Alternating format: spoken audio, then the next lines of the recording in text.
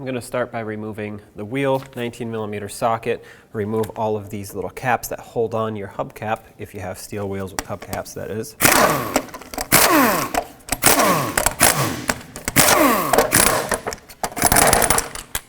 Set this aside. Again, 19mm socket, remove all 5 of your lug nuts, and then take the wheel off.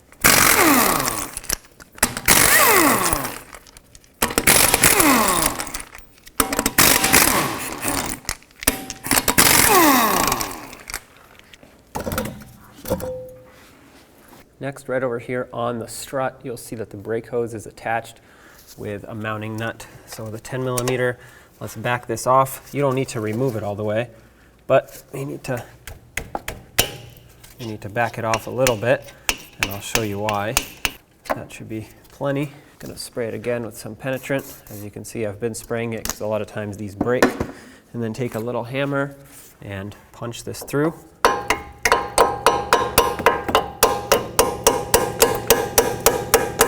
Just like that. That pushes the stud through the backside and unlocks this bracket. There we go. As you can see, it pushed through and let go of the bracket. Now we have more slack in the brake hose.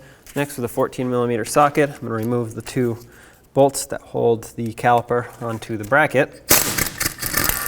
Leave this one on a few threads and go ahead and remove this one. Okay, take those off. Now you can use a pry bar if needed and pry the caliper off of its bracket. And I'm going to put it up on top of the knuckle here so that it's safe and puts no pressure on this brake hose. We have to remove our pads, get those out of the way. You may or may not need a pry bar for this, depending on how rusted in there they are. Now with a 15mm socket, remove the 2 bolts that hold the bracket onto the knuckle. Leave that in a couple threads. Do this one. There we go. Take the caliper bracket off. Now we can get this very rusty rotor off. Remove your rotor. If for some reason it's rusted on here, you can just hammer the surface until you get it off. Just make sure you don't hit the lug studs. I actually have a fairly clean surface here on the hub, but I'm still going to clean it up a little bit. I'm going to start with some brake parts cleaner to degrease it and remove all the contaminants that are already on here.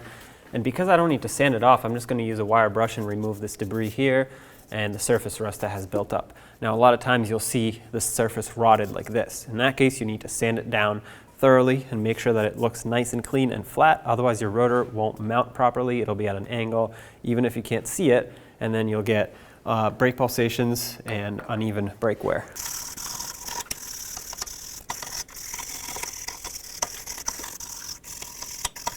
Rinse it down. Now we'll let it dry and then apply some anti-seize. Let's apply some anti-seize to the surface of this hub. You don't need a lot, just enough to coat the surface, the exposed metal here where it makes contact with the rotor, so that the rotor doesn't seize up in the future. If you put too much, it'll start flinging out as you're driving, which of course is not great.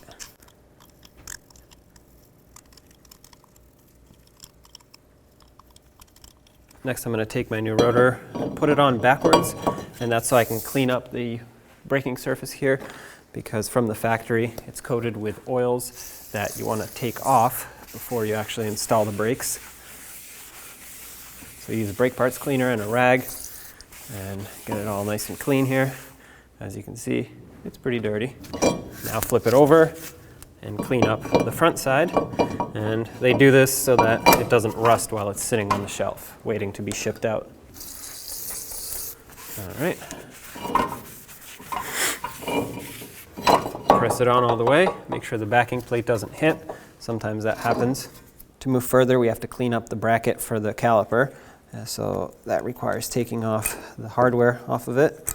The anti-rattle clips, set those aside, discard them. So now I'm going to clean up these areas where this mounts. You can use a wire brush, a little sanding disc, whatever you have. Just make sure that you don't remove too much material if it's rotted. This one isn't too bad, but it does require some sanding.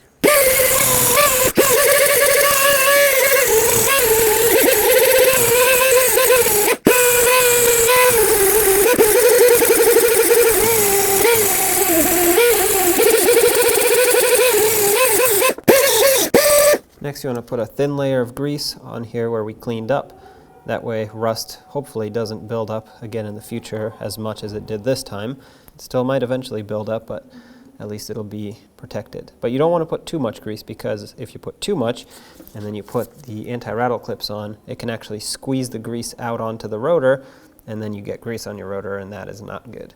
So you want to be mindful of how much grease you put here, but definitely put enough to coat the surface. Otherwise, rust will build up very fast. Take the anti-rattle clips, slide them on. If they don't slide on easily, then you probably have too much rust in there and you need to keep sanding or cleaning. Mine slide on very easily, so that's perfect.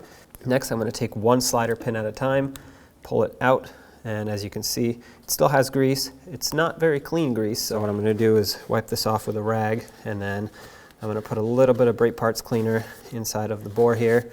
I'm going to attempt to clean out the boot as well. You can't pull this boot off, unfortunately, so I have to do it while it's still mounted. If you take it off, you have to replace it. And it looks like in there it's pretty clean. So I changed my mind. I'm going to add some grease directly in here. The fresh grease in there will basically overpower the old stuff. And the reason I put it in here and not on the slider pin, I will also coat the slider pin, but if you put too much on the slider pin, it's just going to get washed off as you try to insert it. Make sure that this ridge is clean here as well. It has very light surface rust on it, so I'm not worried about it, but it's not rotted. If it is, you'd want to replace it. So once this is coated, go ahead and slide it in, press it in all the way, air will come out, and then you want to repeat the process for the other one. Now you can take your freshly cleaned caliper bracket, start in the 2 bolts that mount it onto the knuckle. Let's snug these up and torque them to 96 foot-pounds. Now if you wanted to put thread locker on these, you totally can. The only thing I would not recommend is putting grease or anti-seize on these bolts. You don't want these to slide in and out smoothly. You want them to be locked in tight. And of course, if they are rusted or corroded in any way, you'd want to clean them up, and if they're damaged too far, you'd want to get new ones. Now for the pads, it's time to put those in. The outer pad just goes in like this, no wear indicator whatsoever. You can slide it in, and it should slide in smoothly. If it doesn't slide smoothly, you definitely did not clean here and here enough, and it's basically getting squished, compressed. That'll cause braking issues, because as you release the brakes, it won't want to slide off of the rotor, so you'll have the pads dragging on the rotor the whole time. As for the inner pad, it does get a wear indicator on the lower part of it. I like to put it on the drag side of the rotor so that it pulls this tab away and makes squealing noises as your brakes get low. If you put it on the top, it's going to actually compress this tab into itself, and it won't make as much noise. So you see these 2 notches here. That's where the wear indicator will get clipped on, and it has to go in like this. You clip it over the front first, and then just press it on, and it locks in like this. And now you can take your pad, just slide it in. Again, it should slide in smoothly, which this does. That's perfect. One last thing to do is to compress the piston of the caliper. This one's already pretty far in because the pads were somewhat new, but everything was just rusted. So I'm using the lever style caliper depression tool, but they make multiple types. You can even use large pliers for this. Basically what you want to do, you want to push the piston in all the way slowly, just like this, until it's bottomed out completely. This is all it took for me, since the brakes were fairly new and the pads were thick.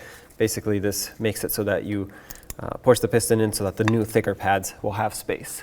Once that's done, I'm just going to take a wire brush and gently scrape off any debris that is here, such as these rust flakes. I don't want these getting on into the brakes. And then you want to take a little bit of brake grease, add it to the outer ring of this piston here. This will help the pads operate quietly and smoothly. And then you want to also add it to these 2 outer ears here for the same exact reason. I don't like to put it on the pads, because if you put it on the caliper, it only goes exactly where it needs to be. And on the pad, unless you line it up perfectly with where the caliper sits, it's basically just going to be extra grease that will make a mess for no reason. Now take your caliper, slide it over the pads, push the sliders in if needed. And once it's all lined up, put in the 2 mounting bolts, start those on by hand, bottom these out. Torque these to 26 foot-pounds, and the same applies to these. If you're gonna put anything on them, use thread locker, not anti-seize or grease. Let's get this line reconnected over here. Drop it in and tighten it up. As you tighten the nut, the bolt will get squished in, or the stud, I guess, will get pulled back in and squished up against the bracket. And once you snug it, this should be locked in tight. At this point, you would want to pump up your brake pedal and, of course, do the same to the other side of the vehicle. Let's get the wheel back on. Start on all 5 of your lug nuts, bottom them out, and torque them to 100 foot-pounds.